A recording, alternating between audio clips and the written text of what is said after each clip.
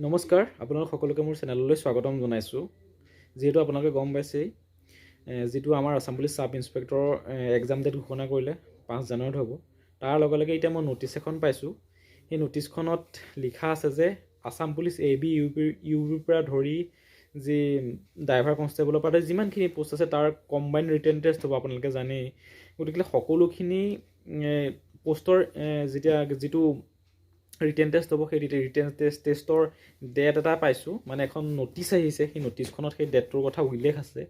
গতিকে আপোনালোকক মই দেখুৱাম, আপোনালোকে চাব। গতিকে মই ন'টিছখন আজিয়ে পাইছোঁ, আৰু ন'টিছখন ফেক হয়নে বা ন'টিছখন ৰিয়েল হয় সেইটো মই ভালদৰে জনা নাই। কিন্তু যিহেতু লিখা আছে যে আসাম পুলিচৰ ওপৰত AB SI কথা লিখা আছে কেতিয়া হ'ব, আৰু তাৰ তলত AB সকলোখিনি কথা লিখা আছে। গতিকে হয়তো হ'বও পাৰে, যিহেতু এখন মাৰ্চ মাহত হ'ব বুলি দিছে।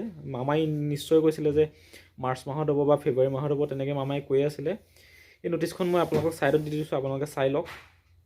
ইয়াত লিখা আছে যে মাৰ্চ মাহৰ 23 তাৰিখে আসাম পুলিচ ABৰ পৰা যিমানখিনি পোষ্ট আছিলে সকলোখিনি কম্বাইন ৰিটেন টেষ্ট হ'ব। গতিকে এইখন ন'টিছ আপোনালোকে চাই লওক। খালি মই কৈ দিছোঁ ভিডিঅ'টোত আপোনালোকক, ন'টিছখন ফেকো হ'ব পাৰে বা ৰিয়েলো হ'ব পাৰে। মই ভালকৈ সঠিকভাৱে জনা নাই, কিন্তু ন'টিছখন যে মই পাইছোঁ সেইকাৰণে আপোনালোকক ইনফৰমেশ্যনটো দিছোঁ। আপোনালোকে জনাটো প্ৰয়োজন, কাৰণ যদিহে 23 মাৰ্চত আপোনালোকে পঢ়া শুনা কৰি থাকিব লাগিব, বা তাৰ আগতো হয় যদি আপোনালোকে পঢ়া শুনা কৰি আছে। গতিকে সেই হিচাপতহে আপোনালোকক ইনফৰমেশ্যনটো মই দিছোঁ। গতিকে আপোনালোকে চাই ল'ব আৰু লগ বন্ধুক ভিডিঅ'টো শ্বেয়াৰ কৰি দিব। ধন্যবাদ।